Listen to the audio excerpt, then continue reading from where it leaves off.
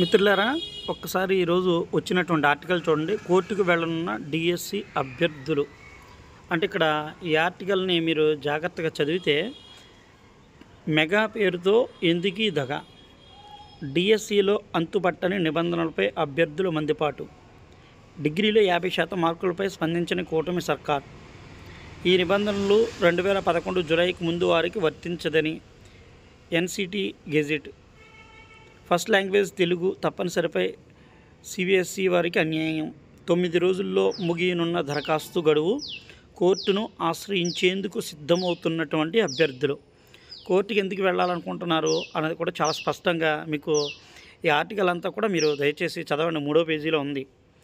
అలాగే నేను ఈ 2011 మీకు గత ఒక వారం క్రితం అనుకోండి, బహుశా అప్డేట్లు మీరు చూడండి. అంటే కేంద్రం ఎన్సిటిఈ గెజిట్లోనూ జారీ చేసినటువంటి 2011కు ముందు డిగ్రీ చేసిన వాళ్ళకే కనీస అర్హత మార్కులు అనేది లేదు. అదేవిధంగా అలాగే రాజస్థాన్ కానీ కొన్ని రాష్ట్రాలు అంటే రాజస్థాను, ఉత్తరప్రదేశ్, ఉత్తరాఖండ్ వీటిలో ఉన్నటువంటి ఆ నిబంధనలు కూడా ఇక్కడ మనకి చాలా స్పష్టంగా కూడా ఇవ్వబడ్డాయి. అభ్యర్థులు అంటే ఇక్కడ మరి ప్రభుత్వం ఇప్పుడు గౌరవ ముఖ్యమంత్రి వర్యులు మంత్రి గారు కూడా వీటిని పరిగణలోకి తీసుకుని అభ్యర్థులకు న్యాయం చేస్తే అప్లికేషన్స్ ప్రాసెస్ అనేది చాలా ఎక్కువగా పెరుగుతాయి.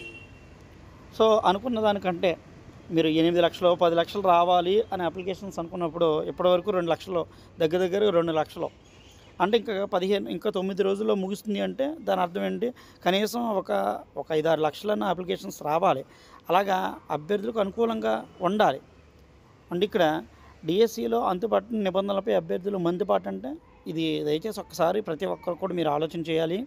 గౌరవ ముఖ్యమంత్రి మంత్రివర్యులు కూడా చక్కగా ఆలోచన చేసి మరి త్వరగా, ఎందుకంటే ఇప్పటికే ఎస్సీ ఎస్టీ బీసీలకు తగ్గించారు, మనం దాన్ని స్వాగతిస్తున్నాం, చాలా సంతోషం. అంటే ఇక్కడ ఎస్సీ ఎస్టీ బీసీలకి తగ్గించడంతో 40% పెట్టారు. మరి జనరల్ అభ్యర్థులకి 50% అనేటప్పటికీ జనరల్ అభ్యర్థులు అందరూ ఏంటంటే మేము ఉద్యోగం కోల్పోతున్నాము, మాకు ఇది చాలా బాధాకరం. At the same time SGT అభ్యర్థులు కూడా ఇదే పరిస్థితి అండి. ఎస్జిటి అభ్యర్థులు ఇంటర్మీడియట్ మార్కులు వాళ్ళకి ఇదే పరిస్థితి. కొన్ని యూట్యూబ్ ఛానల్స్లో కానీ కొంతమంది నాయకులు అయితే కనుక వాళ్ళు రకరకాలుగా మాట్లాడుతున్నారు. అసలు ఏ విధమైనటువంటి ప్రాబ్లమే లేదు, ఉంది. ఇప్పుడు ఇది ఇక్కడ మేము గతంలో చూడండి ఏమన్నారు మీకు, రాజస్థాను చూడండి. ఈ విషయాన్ని మీరు ఆలోచిస్తే ఉపాధ్యాయ నియామకాలపై రాజస్థాన్, ఉత్తరాఖండ్ రాష్ట్రాల్లో ఇదే సమస్య ఉత్పన్నమైనప్పటికీ అక్కడ అభ్యర్థులు ఆయా రాష్ట్రాల హైకోర్టును ఆశ్రయించారు. దాంతో డిగ్రీలో కనీస మార్కులపై ఇక్కడ తీర్పునకు అనుగుణంగా సుప్రీంకోర్టు ఎన్సిటి నిబంధనలను విడుదల చేసింది. మీకు అర్థమైందా? ఇది ఇది ఏ పేపర్ అండి, సాక్షి పేపర్ కదండి అనుకోవచ్చు. ఏంటంటే పేపర్ ముఖ్యం కాదు, మనకు అందులో ఉన్నటువంటి మ్యాటర్ ముఖ్యం, తీర్పులు ముఖ్యం. దయచేసి ఇది ప్రతి ఒక్కరూ ఆలోచన చేయండి. ప్రభుత్వం